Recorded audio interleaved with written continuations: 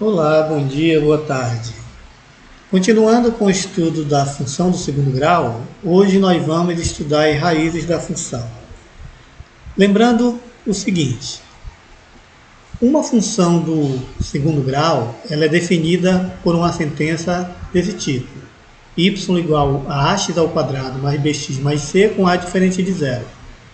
O gráfico é uma parábola com a abertura voltada para cima, quando A for positivo, e quando A for negativo, a abertura da parábola, que é a concavidade, é voltada para baixo. Aonde a parábola intercepta o eixo y, nós temos o coeficiente c, que é o termo independente. Então vimos isso na primeira aula. As raízes da função são os valores de x para os quais y igual a zero. Essa definição é uma definição geral para qualquer função. Então veja, para achar as raízes da função, nós vamos pegar o f de x, que é o y, e vamos igualar a zero. Dessa maneira, nós temos ax ao quadrado mais bx mais c igual a zero. Uma equação do segundo grau.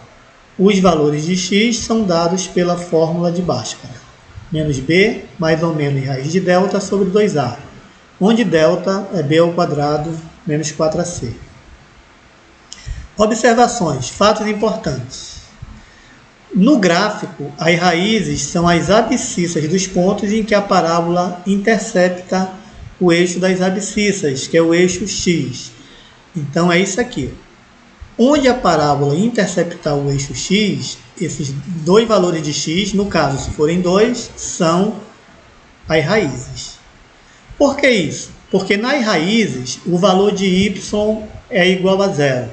E todo par ordenado onde o y é zero, fica em cima do eixo x, do eixo das abscissas. Então aqui está, o y é zero e você vai ter uma raiz que é x'. O y é zero e você vai ter outra raiz que é x duas linhas. Mas veja, essa quantidade de raízes é no máximo, pode ser no máximo duas raízes. Isso aí vai ser dado pelo sinal de delta. A quantidade de raízes é dada pelo sinal de delta. Se o delta for positivo, a função possui duas raízes reais distintas. Por quê? Vamos analisar aqui. Se o delta for positivo, raiz quadrada de delta é um número real. Aí nós vamos ter duas raízes, uma para o caso positivo e outra para o caso negativo. Se o delta for zero, a função possui duas raízes reais iguais. Veja, se o delta for zero, raiz quadrada de zero é zero.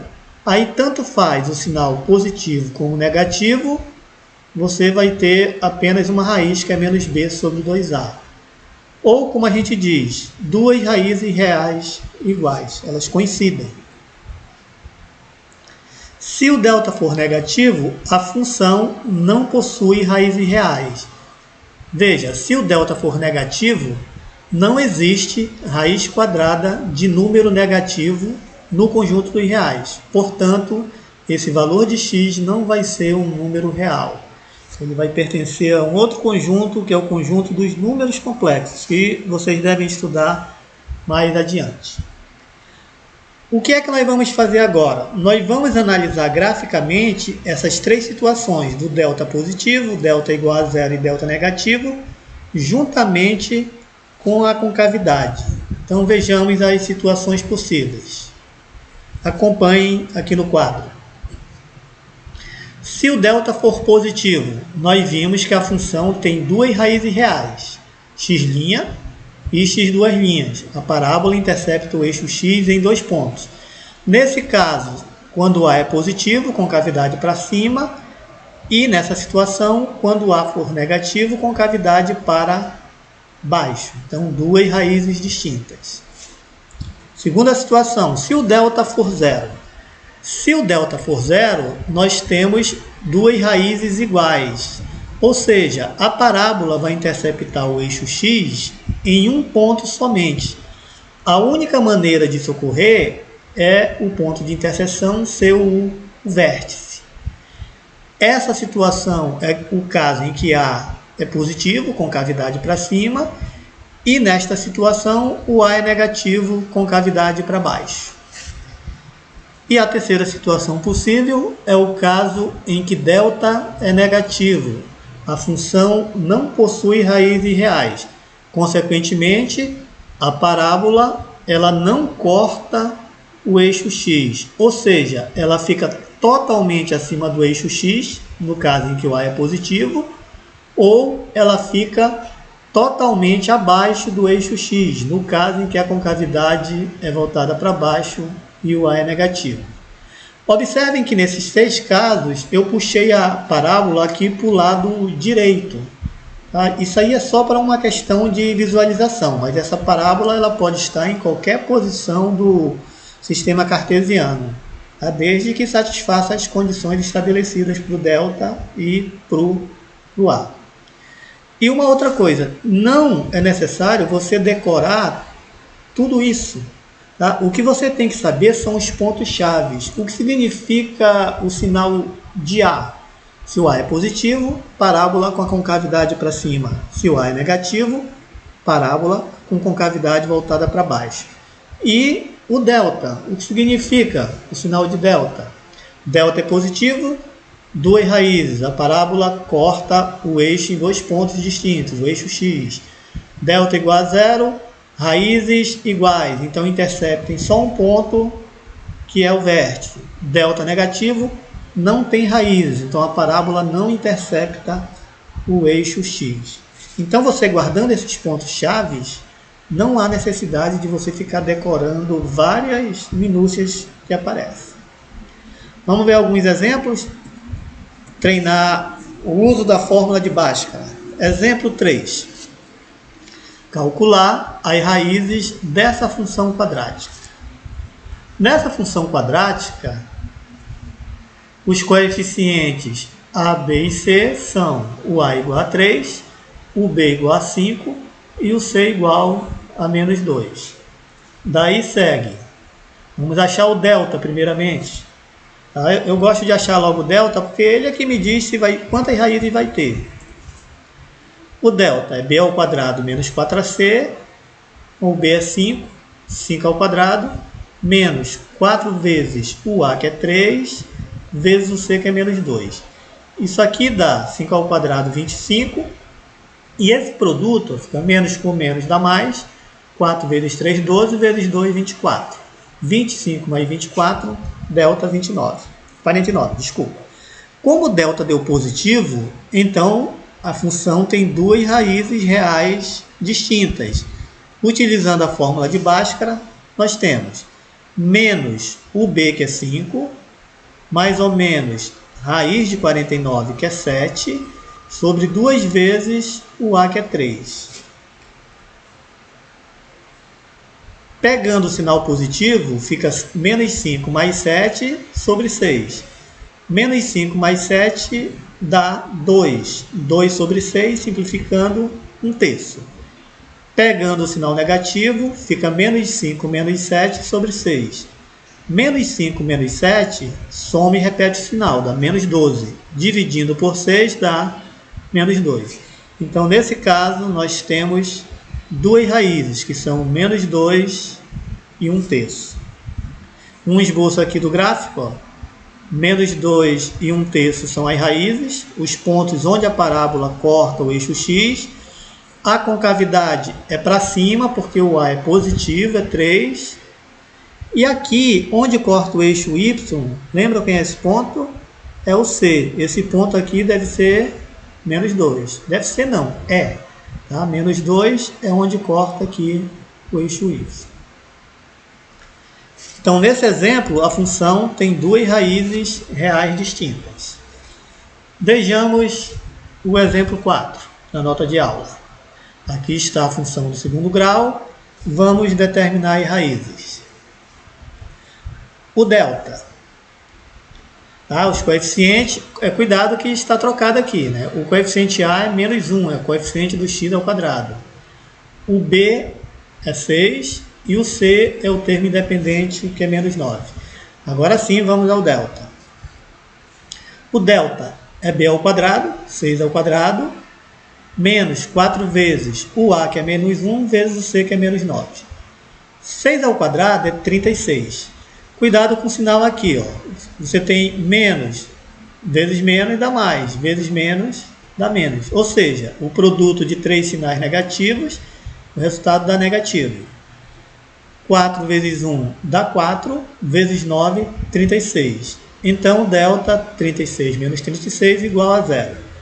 Como delta é igual a 0, essa função tem duas raízes reais iguais, que vão ser dadas por x igual menos o b, então fica menos 6, mais ou menos raiz de 0, que é 0, sobre 2 vezes o a, que é menos 1.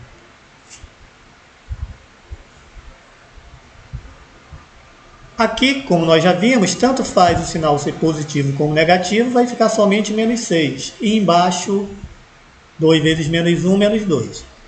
Simplificando aqui, sinal negativo dividido por outro número negativo, o resultado dá positivo. E 6 por 2 dá 3.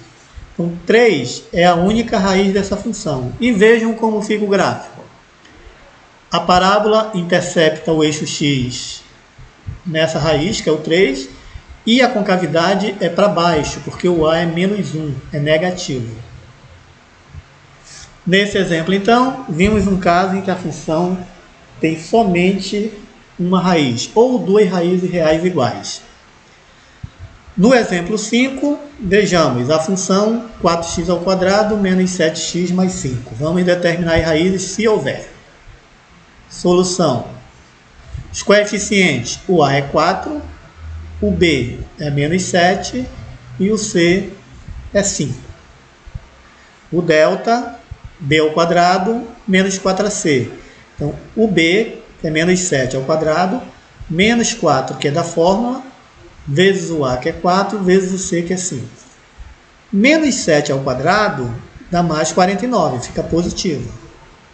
E aqui, o produto fica negativo.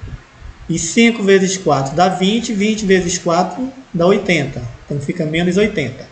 49 menos 80 dá menos 31. Delta deu negativo. Isso significa que essa função não possui raízes reais. Como é que fica o gráfico, então? Dessa maneira. A concavidade é para cima, porque o a é positivo, é 4. Então aqui está. E a parábola não intercepta o eixo x, porque não tem raízes, o delta deu negativo. Tá? Então fica assim. Aí você pode perguntar, professor, como é que eu sei que fica para esse lado ou para cá, mas para esse lado? Bom, isso aí tem a ver com os outros coeficientes. Tá? Uma coisa você pode dizer, ó, aqui onde corta o eixo y é o termo independente, que é o 5. Tá aqui, ó. Então aqui é 5. Tá? As coordenadas do vértice a gente vai ver como achar daqui a pouco. Aí você sabendo as coordenadas do vértice, você pode dizer se fica mais para cá ou se fica mais para cá. Ok? Bom, gente, vimos então 3 exemplos de como calcular as raízes. A gente viu uma situação para cada caso. Delta positivo, delta igual a 0 e delta negativo. Vamos ver duas propriedades que são úteis na hora de você determinar as raízes de funções quadráticas, principalmente no caso que tem o coeficiente a igual a 1. Essas propriedades dizem o seguinte, ó, dada uma função quadrática, ax ao quadrado mais bx mais c, suponha que ela tenha duas raízes, x1 e x2. A soma dessas raízes é dada por menos o coeficiente b sobre o coeficiente a. Quando esse coeficiente A é 1, aí aqui fica somente menos B. É o que está sendo dito aqui, ó, menos B.